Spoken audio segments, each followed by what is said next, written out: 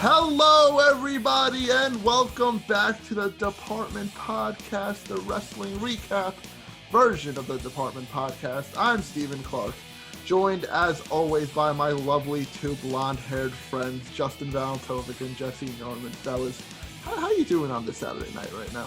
Pretty good. A little later than usual. We each had some personal stuff going on. We took care of it, but now we're here to talk some wrestling, look at the week in review, and then Clash of Champions to basically tomorrow when we're recording it, but Sunday night when this drops. Yeah. So looking forward to that. Another pay-per-view. I don't feel like I can be called blonde. Like, I'm dirty blonde. All right, dirty blonde. All right, the facial hair is brown. Well, So, really? At least your facial hair is one coherent color. Mine's like red, blonde, brown, black, whatever it chooses. That's hot. Thank you. I try. That's why I don't keep it. You should. Yeah, You should try to grow it out. Though I've been trying, not succeeding, but trying. But Justin, your opinion doesn't matter on if your facial hair should stay or not. It only matters to one person. Yeah, no. Jess. I'll be like, do you like it? She's like, it's fine. I'm like, that means no. That means no. All right, I'll get rid of it. I'm sorry. Well, also with masks, it's just easier just not to have anything. Oh, it's the worst. Yeah. Like my chin gets all like messed up from it. Oh, it's the worst. But anywho, let's get into this week in wrestling. We're cutting it in half a little bit this week. We're not going to get into in depth as we usually do in the week of wrestling because we have predictions for Clash of Champions, which is, as Justin said, tonight. We have Clash of Champions. So long show, but tomorrow or tonight or something, whatever the next day. I don't know. I don't know how days work. Whenever you're listening to it. Yeah, whenever. After this one, there will be a reaction video to Clash of Champions. So stay tuned on all of our social media pages on YouTube, Apple Podcasts, Spotify, Twitter, Instagram, TikTok. Just stay tuned to all those when you get updates of when things are live, and then so you can listen to the actual show. But with that being said, let's get outside the ring before we get inside the ring. And the one news I wanted to touch on this week is a sad bit of news in that Road Warrior Animal, also known as his real name as Joseph Laurinaitis, has sadly passed away. Road Warrior Animal was obviously well-known wrestler in the territory days and in WWF, part of the Road Warriors, part of the Legion of Doom. Obviously, his partner Hawk passed away several years earlier, but he's now reunited with him in a better place. But rest in peace to Hawk. Any fond Animal memories? Or I mean, I mostly remember him as with the hide and right thing. Me too. Yeah, so that was like the Road Warriors well past them. But like he was really good, and he was just great to listen to in the Dark Side of the Ring documentary on the Road Warriors. Like he really told the story really well for that. And it's sad because it's just another wrestler from that era, of the mid 80s to go way too soon. Yeah, Hogan's literally almost like the only one. He is basically the last one. Insane. I feel like we said this like a couple months ago too, like when like Bundy died or something, but literally Hogan's like literally the last man standing, which is insane. It's like him and like Brutus. Probably. Yeah. Brutus, yeah. And Jake the Snake Roberts, and he could have been down this path if he didn't turn his life around. For sure. Yeah, and Jake the Snake doesn't want anything to do with WWE. Of course not. But no, that's it with them. Just really sad. It's sad. I met him when I was younger too, and he was a nice dude. He let me put on his shoulder pads and everything. Great guy. I didn't know too much about him when I was that young too, but just a great guy all around. Great wrestler, and sad to see him go this soon. But that's enough of the somber news. That's enough outside the ring. We're not going to touch too much, like I said, on that. And let's get right into the ring. Let's get into Monday Night Raw and the story we've been talking about on Raw since we've started this podcast is one word, and that word is Retribution. We finally saw Retribution, and who's in Retribution, and what is Retribution, and well, you got why is Retribution? Well, why? Who? What? Yeah. To answer your first question of who's in Retribution, it's Slapjack, Mace, and T-Bar. Because they needed a rebrand for anyone who was in there, because there goes them being the pissed off wrestlers to now just an anarchy group of basically Sanity 2.0. Yes, formerly known as Dominic Dijakovic, Dio Madden, and Shane Thorne, those three. The women, there's also two women in the group that are not named, which are Mia Yim and Mercedes Martinez, which are probably going to be Flapjack and Slapjack. I don't know. Did you see Mia Yim's name was like Reckoning? Like, yeah, like the trade, like the trademarks are out for him. It's like Reckoning and like something else. There's another R one for Martinez's rebrand of a character. Ridiculous. That's all I have to say on this subject of matter. Ridiculous. You know, what the hell are they trying to do with them? Honestly, because adding those names just makes it even more laughable, and it's just so weird. Like, what are these guys? They worked for the company. They were in NXT. Theo Madden was a commentator. Yeah, why are they? They're just like acting like, who are these people? The funniest thing with that is that they announced that they signed WWE contracts after all the damage they did. They blew up the whole thing. They attacked them. They cut the ropes with a chainsaw, and they signed up the contract. They're paying them now to do that. They rewarded them with a salary. And then they said, or on Twitter, they said it would have been cheaper to give us contracts than have us injure everybody, which they still said they're going to do. But also, again, we already seen these characters in NXT. Didn't they have a contract? Maybe, well, technically they weren't in it. You know, like the fact that they're wiping the slate clean and completely rebooting and just wiping their history of Mia Yim, Dijakovic, Martinez, you know, Thorne, and, you know, Madden or whatever, is utterly laughable. Because what are they going to do then when the group ultimately falls apart and they split them back up? Like, you can't then re-debut all of them under their normal names and then just retcon them being in Retribution. Justin, I don't think they've thought that far. No, they absolutely haven't, and that's why it's such a glaring problem. That, and they also look like they're extras from Mad Max. And when the group breaks up, like, who's gonna stay as T-Bar and Slapjack?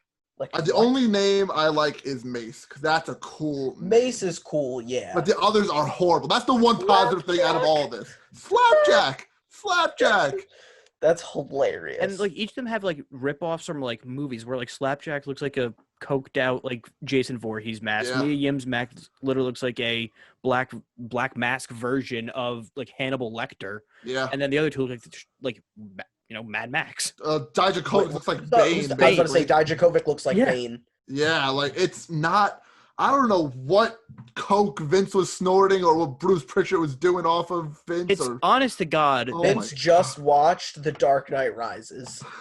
And he was like, we got to do it. They did a Tom Hardy double feature, basically. It's like when TNA did the Joker Sting, 5 years after Dark Knight. No. It was like, wait, what? No, they were on some sort of drugs that I want to know what they were on. I'm telling you, they binge watched Dark Knight Rises, and like Mad Max. And hold on, I just had another one in my head. Oh man, what was it?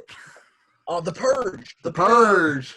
They watched like all of those movies in one night, and were like, oh man, we got to build a faction. So it's like they finally discovered DVDs from the late 90s with Fight Club for Raw Underground. Yeah, literally. So Jess, going through his movie shelf, and he's just picking new things. So if this was a movie night, Jesse, I'm going back to this for a second. Do you think it was like a slumber party at Vince's house or something in his nice mansion? Have like Bruce and like. Maybe it was like a private jet flight. Oh, could be. And Vince only had like a DVD player because he's like, oh, you can't get internet in the sky. Maybe that's what happened in Saudi when they got delayed. It was like me for my Vince power was just outages. Watching movies. It was like me for my power outages, how I downloaded Netflix movies. I didn't care which ones, but I just downloaded movies onto my iPad so I had something to watch. Yeah, exactly. Just needed something to pass the time. But later in the night, they first the Hurt Business in a 6-man tag. Sorry. It ended in no contest. The Raw roster came out, whatever. Over Retribution now. I've seen what they've done with this. It started so good, but then it just went downhill since their little fiasco debut thing. I don't have it on me, but did you see the tweet by T-Bar? Like he spelt out like the acronym of like what it meant. It made no sense. I'll try to pull it up quick. He's been tweeting a lot. Yeah. So I've gone through significant scrolling. I'm only on like 1 day past. It's like we're not going back then. If you get there somehow right now. Yeah, but no, he had beef with Jericho about whatever. I'm on Jericho's side. This is garbage. What is this? Let's move on from this because I'm sick of talking about him. One thing on that is the fact that this is the main overarching storyline now on Raw. Like this is the marquee storyline. And from that point to this point, the second marquee storyline on Raw is also not good because they're continuing the whole Rey versus Seth Rollins thing. And Seth was in the ring on Monday night with a nice manila folder in his hand. And I said this on our friend Alec Roman's podcast, which I forgot the name right now, but I'll plug them in a little bit. Someone said it on his podcast, like, if you watch the Maury show, you know what the manila folder is and you know what's going down. Their podcast is called The Glorified Jobbers, by the way, so go check that out. They're really great podcast. And they're on Apple and Spotify, I assume. They're on Apple, they're on Spotify, they're on everything, literally everything, just like us. So I'll plug them at the end of the show again, but I did a little guest appearance on their show, so it was nice to talk with them. But anyways, yeah, they said if you see the manila folder, you know it's something like that. You see it on the Maury show. But Seth is making accusations that Aaliyah is not Rey's daughter. We're back in 05, baby. We're doing it again. This wasn't good in 05. Did Vince open a time capsule? Did he honest to God just open a time capsule? Like, SummerSlam 05 was in the movie night. It was in the slumber party. This is so bad. Vince's slumber party. I really wish I had something to say about this, but this is twilight days of WCW writing. See, I like what they were doing with Aaliyah giving compassion to Murphy and all that stuff. And if you want to set up like a little relationship angle there, fine, cool, that different. Makes sense. It makes sense. Maybe Murphy can trick like Aaliyah into becoming a messiah or something like that. But doing this storyline over is just not original. It's not fun. Nobody asked for it. Nobody wants to see it. What Justin, do you have any thoughts? Do you have any thoughts on this? No, it's a crappy reboot again. Like, once again, it's movie night. They're going back to rebooting ideas. I would love to see Vince in the pajamas.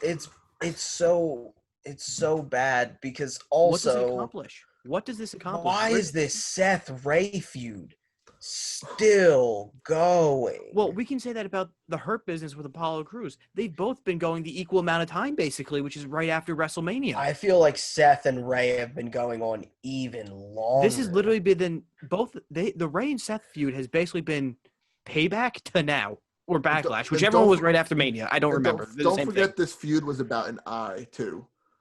Don't forget about that.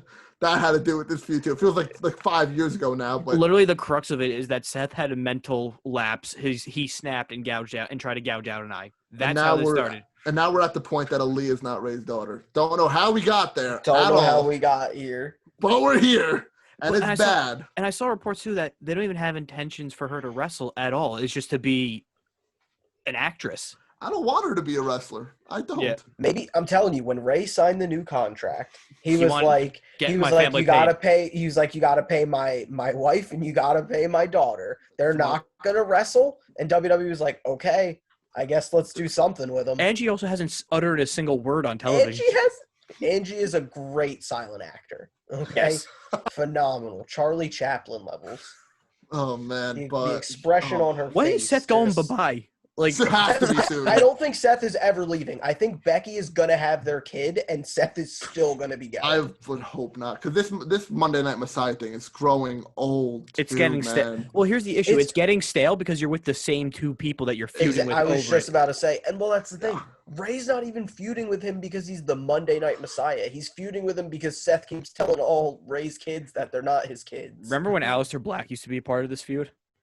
Yeah, now he's a heel with an eye patch. That's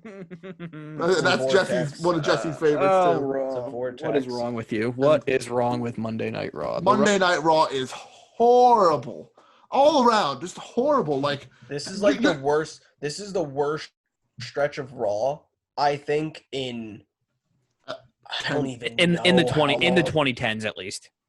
Since 2010. Since like 2010, 2011, that era. In a decade. Exactly. It's literally a decade, yeah. It wasn't the best in that previous decade as well, but this is bad. This is bad. Yeah, really bad. Like, it's not even back then you could make the argument of maybe like lack of talent. It's not lack of talent. It's lack of writing. Yeah. Can we talk about something creative now, Clark? In 1 second, I forgot I was going to say something. Actually, we can continue because I did forget what we were going to say. All right, if it comes back, it comes back. NXT. Thank God NXT exists. Thank God it doesn't. Thank God SmackDown exists too. But NXT, Yeah, imagine if it was just Raw. I wouldn't watch. I don't think I would. I wouldn't. I'd be no. on AEW, and that's saying something. Yeah, I'd be just watching Monday Night Football in a hole, like. Yeah. Like, instead of like splitting the screen or switching back and forth. But anywho, NXT Wednesday nights. A couple points from NXT this week. A couple of notable factors. We started off NXT this week with a number one contenders battle royal to see who will face Io Shirai. Get this right. Ready? What was the last takeover we had? NXT Takeover 30. Yes. You know what they're calling this one? NXT Takeover 31. They're just going numbers now. Now are they just going numbers? I think. Well, I think for the time being they are until they. I was about to say until they can go back to cities. Yeah. Okay, I get that. You can't go to cities. No, but what? Just give name it. Just name it. What holiday is in October? That's pretty popular. Halloween. Oh, I was gonna say Thanksgiving. That's November, but close enough. Is it Leif Erikson Day? I wish it was. Happy Leif Erikson Day. A Durgan. Thanksgiving turkey. That sounds good right now. But no, NXT Takeover 31 is the name of it. Whatever. The name doesn't define the show. The show defines the name. So that's whatever. But we also have Columbus Day in October. NXT Takeover Columbus. Let's not do that. Takeover Columbus. What? Columbus, Ohio? Is that where they're holding the next one? Might as well. Taking over Ohio State University. No. That'd be kind of cool. Have a stadium stampede match there. Oh boy. But anyways, Candice LeRae won that battle royal to start off the show, and kind of someone we didn't pick really to win. She was like one of our sleepers in a way. We were talking about Shotzi. I thought if Candice won, Johnny was gonna win. Well, which was interesting that didn't happen. Yeah. But yeah, I mean, I good for Candice. She's pretty much she's the only one in the women's division at this point in NXT that is good enough to have a shot at the title and hasn't still somehow like throughout her whole time. Yeah, we've seen this feud before, but we've never seen it in this way. We've seen it when Candice was a face, Io was a heel, and a little bit like when they were like kind of like Io was like a tweener again, but this is the first time where Candice is fully heel. She's the Poison Pixie, and Io is, I'd like to say, more face than heel now. She's a tweener, but more face than heel. So yeah, she's more of a badass baby face. Yeah. It goes with who she has to face. Yeah, exactly. But that's fine. I'm okay with this. But like I said, we predicted last week. We were like Rhea Ripley. We were looking at Dakota. We were looking at Shotzi Blackheart. And a little bit of sad news. Tegan Knox, I think, tore her MCL again. Or ACL, one of the two. But this is like the third time in 2 years or second time in 3 years now. Sam Bradford of NXT. Oh, don't say that. She's been better than Sam Jabari Bradford Parker was. That's that's all right. That's fair. But no, that's sad. I heard like it came out later in the week that she was the original winner of the match. But hey, injuries happen. Can't prevent them. But Candice, yeah. Something different. It'll be a good match. Will be good. It'll be a good match. Yeah. All right. Second thing on NXT. We had a new little vignette on NXT and like this green thermal cam this person had on, and it said he's going to reclaim what is his. He's coming back home to NXT, proceeds to break a case with an NXT title in it. Guys, who is it? I need some... Dallas. Ooh, okay. That'd be interesting. It's probably Bobby Roode. I think Roode or Dallas. It's got to be one of them. But Bo's been pretty cryptic on Twitter. I saw and Instagram. I think. Is he technically with the company still? Yeah, Bo's still with the company. I believe so. Yeah. I think so. Wouldn't mind either one of them. So? What's up? No, nothing. Just a pun. Bo Dallas, Bobby Roode. Those are the two that are being rumored right now. No, I agree with either one of those. Personally, I like to see Bo. I was a big Bolieve guy back in the day. It was hilarious. It was so funny. But seeing him get used again would be fun. I wouldn't mind if it's a women's wrestler coming back down too. You never know. Because we couldn't tell by the voice. The voice was all muffled. We could not tell. But I'm trying to think of who used to be an NXT champion that would come back. Charlotte. Charlotte's not Charlotte. Let's go women's champs. Mickey never. It won't be Charlotte. It won't be Sasha. But all the main ones they're doing something right now. That's why I'm trying to think of who's an under the radar one that won it. Big E. Oh, Big E. I don't think Big E, because I think that they're building him for WWE Joe championship match. Oh, I got Joe one. would be great. I got one. Who? Ember Moon. Ember Moon would be good. I don't know if she's healthy. Her injury was bad. Really bad. Yeah, it's not Kairi Sane. She's back in Japan. Shane is just got called up. Ember's a possibility. Otherwise, the rest are big names on regular television. So I just feel like if you have Ember, you have to put her on Raw. And another one that is like a left field shot, but Paige. No, I think Paige is done. Isn't she technically a Fox employee too? Or no, that fell apart. I don't know what she's doing anymore. I don't know what she's doing either, because that backstage show obviously that all fell apart. And yeah, I'm pretty sure Paige is never gonna get into the ring again. Paige here. But yeah, I don't know. It's interesting. And they said, that's the thing I didn't say, they're making their debut at TakeOver 31. So they're re-debut then. They're re-debut at TakeOver. I don't think NXT needs Rude back. Like, I like Rude, but I don't think a business kind of button suit heel at the top of the card, they don't need that. Nah, Bo would be fine. They have plenty. Bo for the North American title scene. I was about to say, yeah, Bo in the mid card would be good. Fine. But last thing now. Oh, excuse me. On NXT this week, we had the first ever Gauntlet Eliminator match in NXT history, and it was a hell of a match. You had Bronson Reed in it. You had Kushida. You had Cameron Grimes. You had Kyle O'Reilly, and I'm missing one. I might be missing one. But he didn't win if you're missing him, so it doesn't matter. Timothy Thatcher is the last one. Yeah. Timothy Thatcher is the last one. So, yeah. Kyle O'Reilly, Bronson Reed, Kushida, Cameron Grimes, and Timothy Thatcher. A bunch of, like, under-the-radar NXT stars. Not like your Garganos, your Ciampas, none of those guys. They're upper mid-carders who have the ability to take the next step given the opportunity.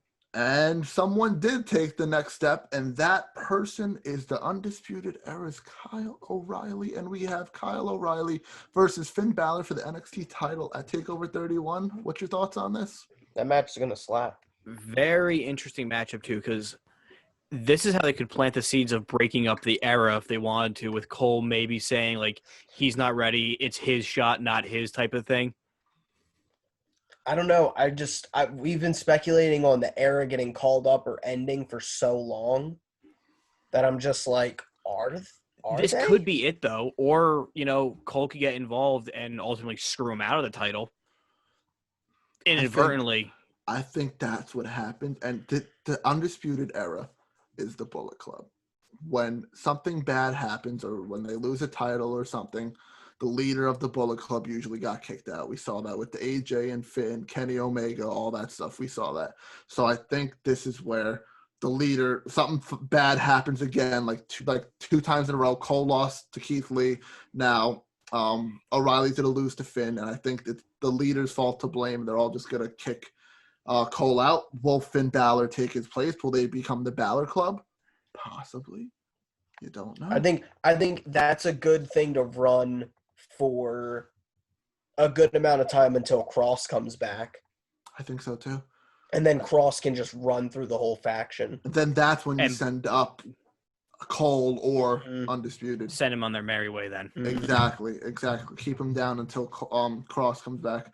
But I like this. I like the Kyle O'Reilly move. I like it a lot. He's so talented. Yeah. Talented, underrated, all of it. It's like he sells like a outside madman. of Cole, he's probably the best in the era. I agree. Yeah, I agree. All around, A for sure. A lot of people really say Roderick Strong, but I think O'Reilly over him. I think Strong's the fourth. Honestly. I put Strong as the best wrestler, pure wrestler, not character work, not anything else. Like just in-ring ability. Yes, that's where I put Strong number 1. Otherwise, Strong's my 3 overall, 3, 4. Like him and Bob Fisher, they're interchangeable. I agree. But overall wrestler, I think Strong's the best. Strong's phenomenal in the ring. All right, that does it for NXT. We're flying through this week because we have predictions to do still. Let's get to some Friday Night SmackDown action. Another solid episode of Friday Night SmackDown. A lot of filler in there with Otis, Miz, Morrison. The Intercontinental stuff's heating up. That's going to be a hell of a match on Sunday. Great match. Oh, my God. They you know what it's missing? What? Matt Riddle. Well, he was too busy losing to King Corbin. Yeah, I was about to say he had to eat that L from Corbin. That's brutal.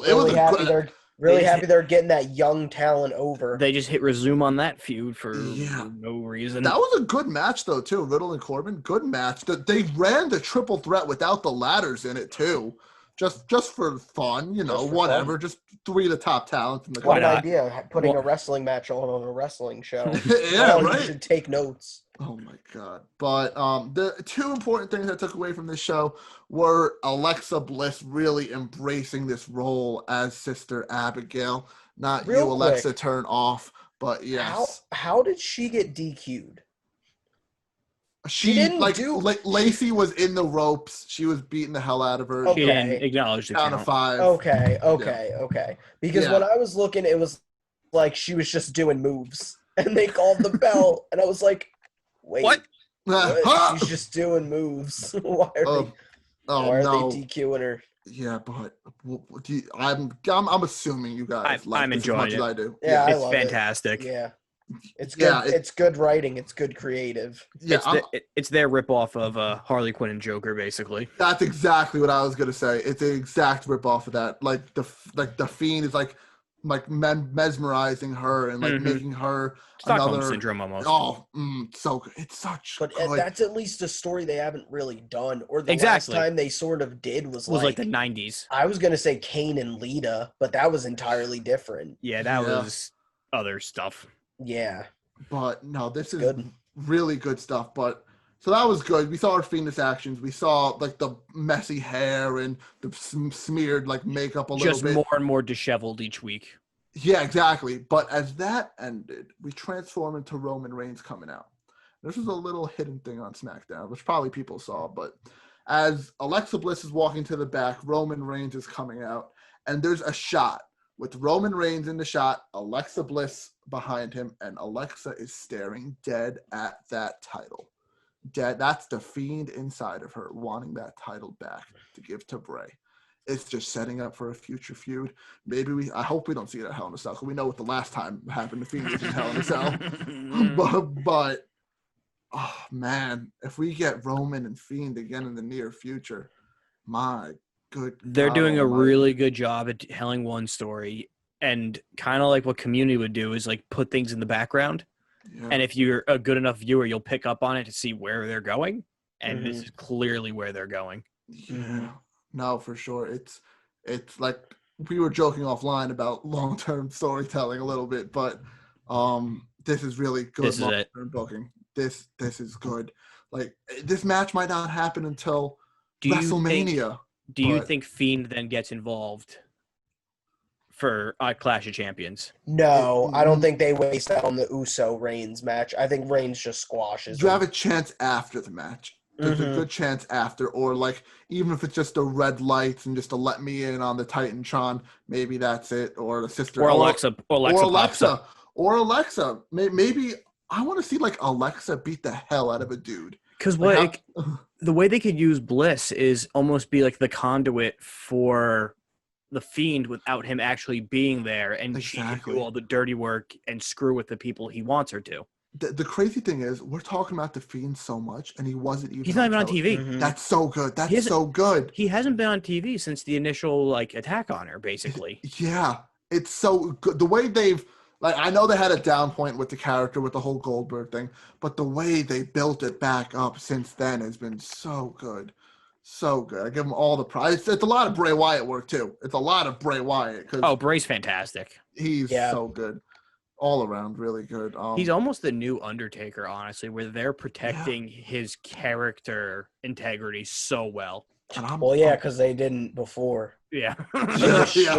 They destroyed his character before. No, for the sure. Leader of Worlds, come on. That was low. Yeah, literally Wyatt started off so good with the Wyatt family. Like, that whole thing was so good. Then it just went down and down and down. Then the Fiend brought it back up, though. So, hey, good for him. I'm loving the story. But as I said, as Alexa and Roman passed each other and Alexa stared at the belt, Roman came to the ring saying he's going to beat up Jey Uso. He's going to beat him up. And Jey Uso, then after that, cut an amazing promo. Like, why couldn't it be me? Why does it always have to be you? Instead of being me who brings Dolph Ziggler did. He Dolph Ziggler did. But then Roman's like, you're not the one to bring the food to my family, your family. I'm still that guy. I'm still going to be that guy. I'm only that guy. But Jay's like, nah, it's my turn now. But Roman leaves after that.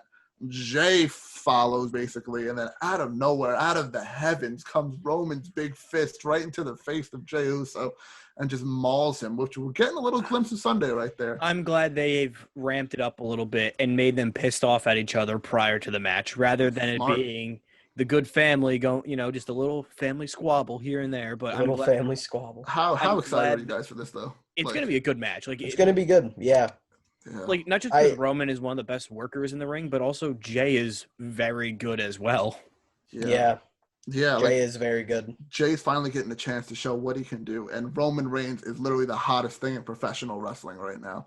Yeah, I've gone on record and said I think the Usos, especially at their peak a couple years ago, were definitively, I thought, the best tag team in the world. They're one of the greatest tag teams of all time. They were so on another level. That SmackDown tag team title run that they had. Yep. And and the feud with the New Day. Fantastic. They were so on a next level above every other tag team. So it's good that they're, that one of them is getting an opportunity. Yeah, it's fun. It's entertaining, and it's a great story. Like, even the video packages on SmackDown, they had Rikishi, they had Jimmy Uso in it, they had Roman's father talking about them when they were kids. Like, they're putting everything into this, which is how it should be for a title match. You don't see that too much. Like, the Orton and McIntyre stuff is okay, but it's not as good as this stuff. Like, this is phenomenal stuff they're doing. No, exactly. And it's amazing how two different writing teams can be completely different in how they're handling a show. Yeah. I think it's a lot to do with Paul Heyman, too.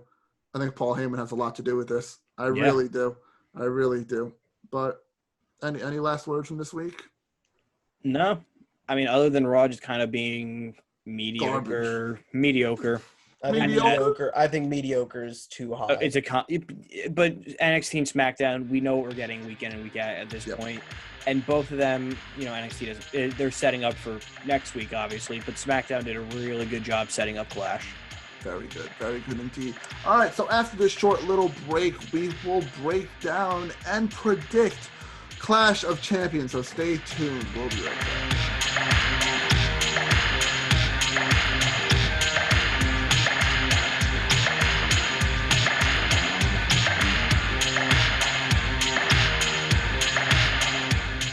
All right, guys, welcome back to the Department Podcast. We're all still here. Crew's still here. My dirty blonde and my blonde is here with nice brown hair. Me. Your blonde bombshell. You're welcome. All right, we're just here to predict Clash of Champions, COC, cock. All right. That's what it is. It's COC. Yeah. Clash of Champions. Exactly. We're starting with the kickoff. This is on the kickoff show. Kickoff Kevin Owens. Yeah, not even on the kickoff, not on the card, Kevin Owens, like this month. Golly. But, maybe next quarter. Oh, that'd be nice. Something would be nice. Raw Women's Championship match. We have Asuka defending her title against Zelina Vega. Who wants to go first? Someone, doesn't matter. It's Asuka, I think. Breakfast. Breakfast? Yeah, if they had, yeah, you can have breakfast for dinner. Come on. I just heard the word breakfast out of All nowhere. I heard was breakfast. Me too. Oh, it lagged for you guys. Yes. Oscar's gonna eat Vega for breakfast. I would love a nice Spanish omelet. Here's the thing. If they gave any semblance of a crap about putting the title on Vega, it wouldn't be on the kickoff show. Agree. We're all in for Asuka. So I think this is also supposed to be more of a launching pad for Vega too.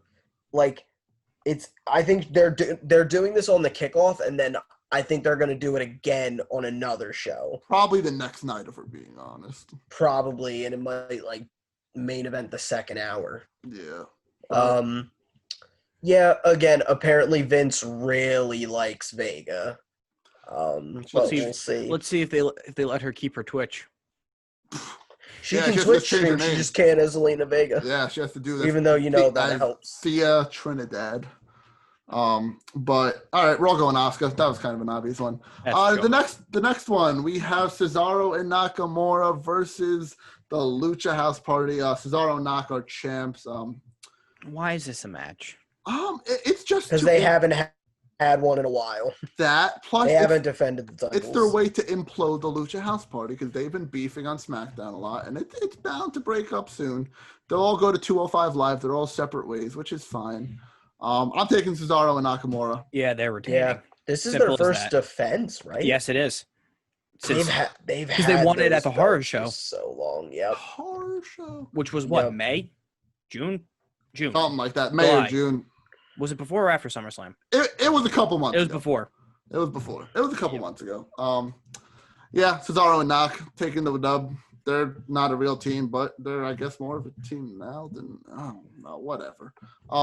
They've been chilling and catering, really building up that chemistry. Literally, just combine the tag titles. Bro. Yeah, just unify it and put the wild card on. That's what I really thought they were going to do once they showed up on Raw and all that. But no, they just had a one-off match with the Profits, but whatever. Next we have, I was talking about you guys' hair. These guys don't have any hair. We have Bobby Lashley and Apollo Crews going at it for the United States Championship. Is this the fifth match for the U.S. title, like between the Hurt Business and Apollo Crews? Is it? It's more. It has to be more. It has to be more. Because it was originally MVP, and then Bobo had it. Shelton never got a crack at it, right? But Bobby's had Shelton. He's got the. Is he the 24/7 belt? Like, is that still a thing?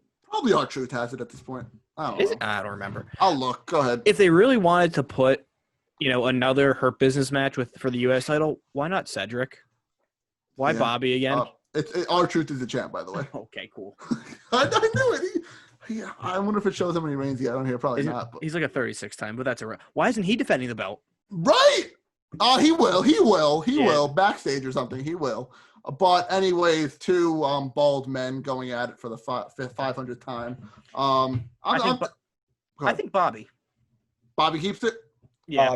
Bobby keeps it. I agree. Yeah, because Bobby basically just won it, and I'm still on the Hurt. Bobby dogged him last time. Yeah, and I'm still on the train of the Hurt Business, slowly getting some more titles. I'm still all in on that. Yeah, by 2035. I think they can have all of them except for the big one. That's fine. Have the tag team and the 24 in the U.S. That's fine. Yeah, that's fine. They'll get them once Apollo Crews gets them, so then they can keep feuding with it. They can keep feuding. Like Apollo beats someone, they beat Apollo. Apollo beats McIntyre.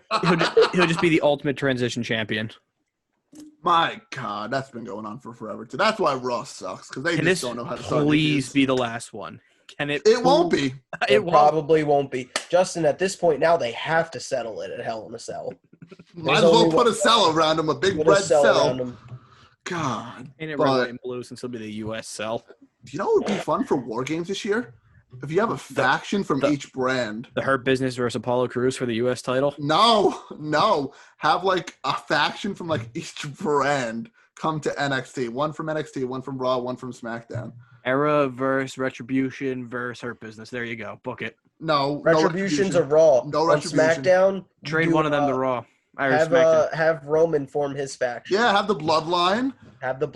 Then have the Hurt Business. Then have Undisputed. That'd be one of those things is not like the other. Good. It's the Hurt Business. Don't disrespect the Hurt Business. Don't disrespect the Hurt Business. Are fine, but they're not a main event faction. They can be. I love the Hurt Business. I'm a big Hurt Business fan. If you kick Shelton out and add somebody else. Add like Ricochet. a main event guy. Add Ricochet. No, they don't care about Ricochet. I don't know, but I love the Hurt Business. Anyways, I love the Hurt Business. Another feud on Raw that's been going on literally since like WrestleMania. Literally, even before. The Profits defending their titles against Andrade and Garza, but I think this is finally the time where the two Spanish bearded men take the titles. Andrade and Angel Garza getting the win. I think it's the complete opposite. I think this is when they turn on each other. That's what they want you to think. They got you. I'm like, wait a minute. Are Andrade and Garza gonna win now, and then it like makes them look better without Zelina? That's the point. Or is it that Zelina was keeping them together? No, Zelina was holding them back. We're gonna find out. I feel like it's gonna be the opposite. I feel like they're gonna make it where Vega was smoothing over all the issues. Exactly. That's what I think they're gonna do, because they also still want to make. They want to make Vega look good. I mean, they probably shouldn't have had Andrade and Garza lose every single match ever that they've ever had. But yeah. I think it's the opposite of you guys. On the other side. I think it's gonna make Zelina want to come back into the faction. They're to be like, nah, B, you left. Honestly, I think it could go either way, and really when I think about it, I just don't care. Perfect. Because really, what is the tag team division in WWE? They don't care. For either main roster, NXT, and then both genders on both shows. Both like tiers. No one cares. Just genuinely think about like all the good tag teams that they've had in the past couple of years, and you realize none of them are there right now. Usos, nope. New Day, Sheamus, Cesaro, nope. Other ones too. Revival. The Hardys. Revival, nope. Hardys AOP. when they came back. AOP. Ciampa and Gargano. And then the Vikings are shelved. Probably going to American Alpha. Literally. Come on. Think about literally any of the tag teams they've somewhat built up. The ones that weren't buried by Braun twice. Nicholas and Braun. They're literally all. Oh, the Ascension. My God. Thank God Breezango's doing something now. Otherwise, they'd be almost on the list. Carl Anderson and Luke Gallows. Yeah, I mean, literally. They're quite literally all gone. Yeah. They don't have anything. And that's why I think they're breaking up Garza and Andrade. They just don't care. They're just going to continually raid the tag division. Yeah. Right now, for whatever reason, and they've done this before, but not as much as this. The tag division feels like it's just being used to set up singles feuds. Yes. That's all it is. It's to elevate mid-carders. They throw together a tag team of mid-carders that aren't a tag team, have them go on this little run with the belt just so that or have them go on this run where they keep getting title shots, and then break them up so that they can do a singles feud with them. Yep. It's so sad, and it makes no sense. But speaking of not caring, let's go to the women's tag team titles and the odd couple, King Kong and Godzilla, basically Nia Jax and Shayna Baszler versus the Riot Squad, a squad of two people, and this one's kind of tough because I think I'm sticking with the theme of them breaking up every formidable tag team, and I think Riot Squad's going to win, and they're going to split off Jax and Baszler. I think they're going to keep Jax and Baszler together a little bit longer. But again, my previous point, this is a tag team match. They are pretty much going to eventually use it to prolong a singles feud between Jax and Baszler. Yeah, give me the Riot Squad. Give me the Riot Squad here. I'm just I hope and pray that Nia Jax does not hurt Ruby Riott or Liv Morgan, please. Yeah, Ruby just got back. Don't let Nia Jax anywhere near Ruby's knee, please. For the love of God. Guaranteed Nia to do a leg drop off the top rope onto Ruby's knee, but oh my God, all of Nia's buns all over Ruby's knee. That's not going to be fun. But anyways, I'm glad we're done with that part of the card. That part of the card is not fun. Some matches could be good, but it's not fun. Out of all of them, the U.S. match will probably be the best one. Yeah, US will be good. The tag will be good with Profits and Andrade. So that's all the Raw matches, right? And the SmackDown tag, yes. I was about to say, is Owens, Alistair? Nope. That's not a thing. Not a title match. Just wanted to double check. Yep, 2 of your top talents in the company. That'll be on the kickoff cell. One's known as Kickoff Kevin. The other one's wearing an eye patch. So that's where we're going with that. But Aleister Black's only hope is that McMahon likes Zelina Vega enough that he likes her husband too. Well, but I mean, Charlotte's gonna marry Andrade. Just about to say that. Yep, and we know how Andrade's been treated. But on to the better side of the card. This match has very high potential to be match of the night. It's a ladder match for the undisputed Intercontinental Champion. We have the champion Jeff Hardy, the one who claims he's the champion Sami Zayn, and the phenomenal AJ Styles. Jesse, who do you have for this match? I want Hardy to win. You want Hardy? Okay. I think Hardy should win. I think they might give it to Zayn. I guess put me down for Zayn. I think they should go Hardy, but I'm going AJ. AJ. Because AJ is always safe. This is how I see it. I feel like they're almost doing it to prolong a slight rib or punishment for Zayn for backing out due to COVID. So they put the Intercontinental on him just to rip off the fake one type of scenario. Maybe that's a backstage thing. But also, they always like Styles, and it's always a safe bet to put any type of belt on him because he will elevate anyone he's with then at that point. And then maybe if we finally get it back on Styles, we'll finally get the Matt Riddle feud picked up again somewhere. That'd be nice. I like the Styles pick a lot, but he did unhook the belts on SmackDown. And that's usually the omen that you're not going to get the belts. Oh, yes. He's not getting the belt. But also at the same time, if they take the belt off Hardy then too, they can elevate him if they want to give him a main event push with Roman. So do I go Hardy? I don't think, but that's the thing. I think they already have a good amount of main eventers kind of lined up for Roman that they're kind of building. Yeah. So I think if they were going to push somebody up, it would be AJ. Because another AJ Roman feud, yeah. But imagine if they somehow put it in Hell in a Cell. But imagine how you could elevate Roman then by putting the Intercontinental belt on AJ, having him win off that and be a dual champion then, and just be like, I'm just taking all the gold. He's like, I want everything. Yeah, but I don't think they'll do that because then how does he lose it? They don't exactly. Yeah. They don't need to. I like it. Don't get me wrong. That'd be cool, but I just don't know how he'd lose it. Like he wouldn't pull a Keith Lee and give it up for someone new to take the belt. Again, I would like if he won the belt and then gave it to the Bloodline.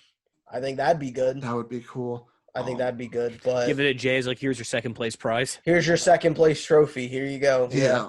So I could go Hardy and split this up 3 ways, but I'm not. I'm going to break the tiebreaker, and I'm going with Sami Zayn.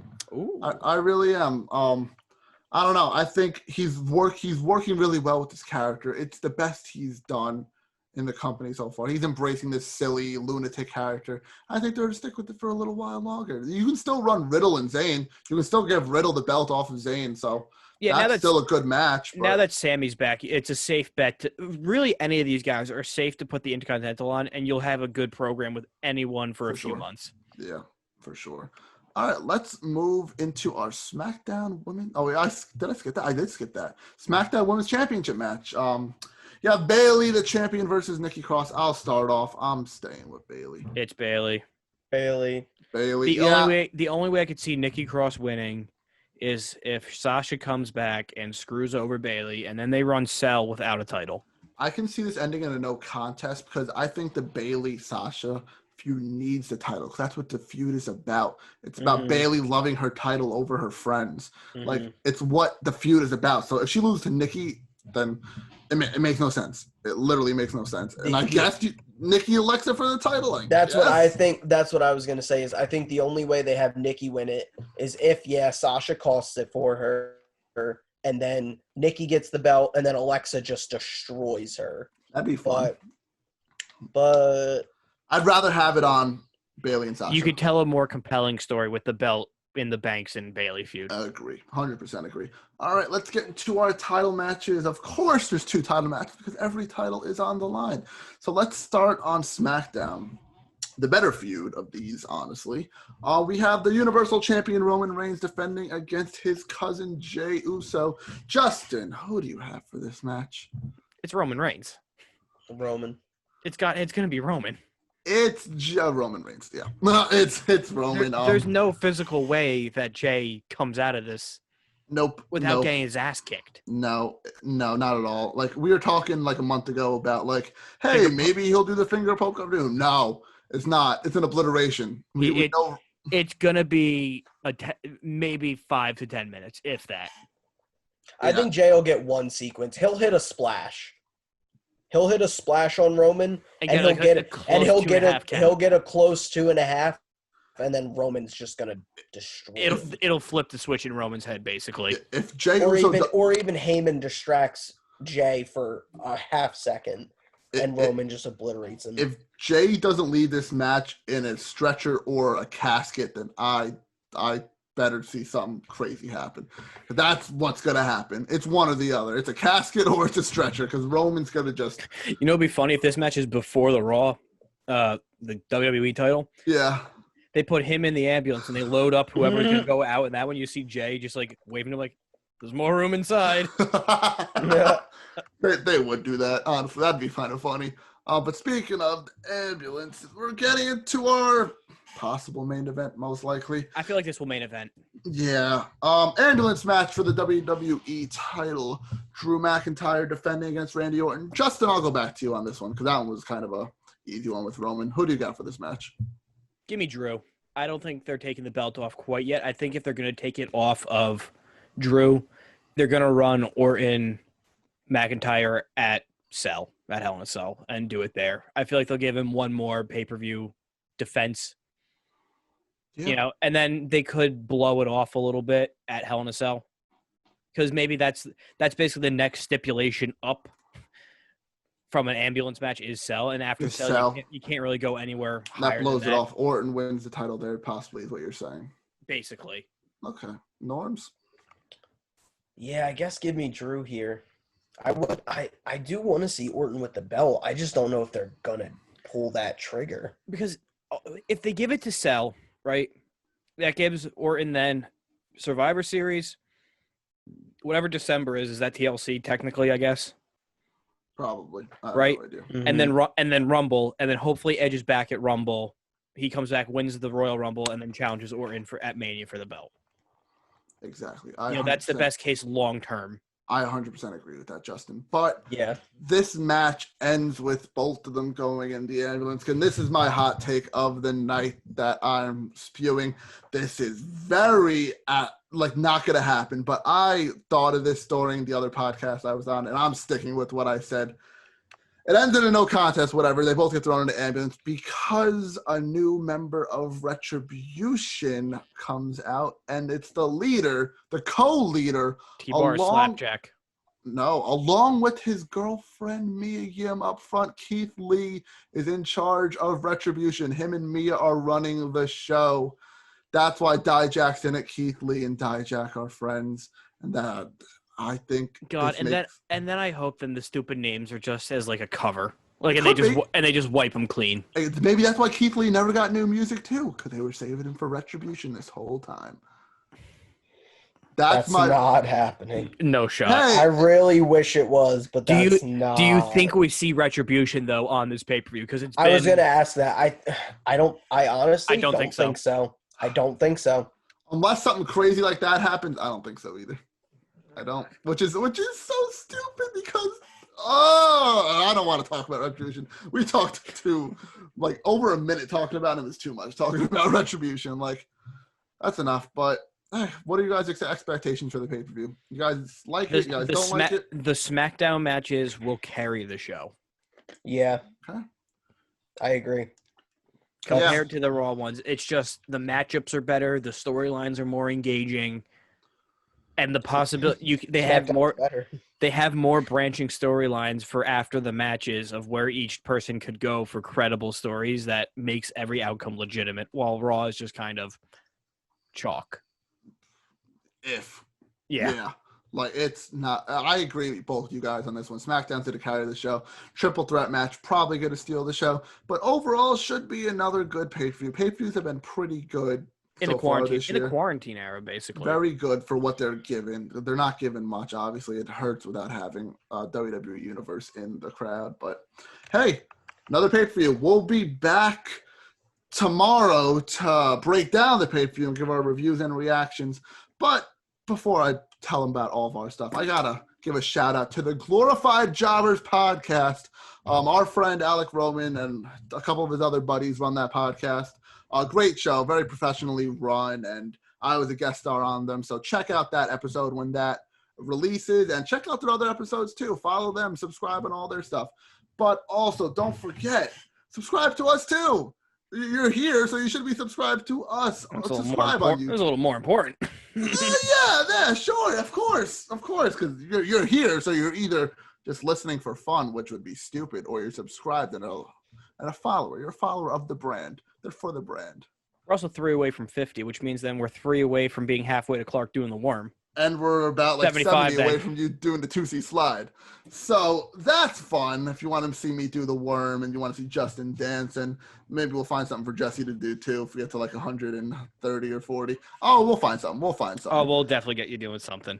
Yeah. But anyways, guys, thank you for listening to the show. We really do appreciate it. Subscribe on YouTube, subscribe on Apple Podcasts, and subscribe on Spotify. Give us a 5-star review. Tell us your favorite part of the show. Were we right with our predictions or were we wrong? Let us know. You can also follow us on our social medias on Twitter, Instagram, and TikTok at @department_pod. We have plenty of episodes coming. Like I said, Clash of Champions review, NFL review, MLB playoffs, NBA finals coming up. So a lot of stuff coming out. So make sure you subscribe, stay tuned, and we'll see you in the next episode.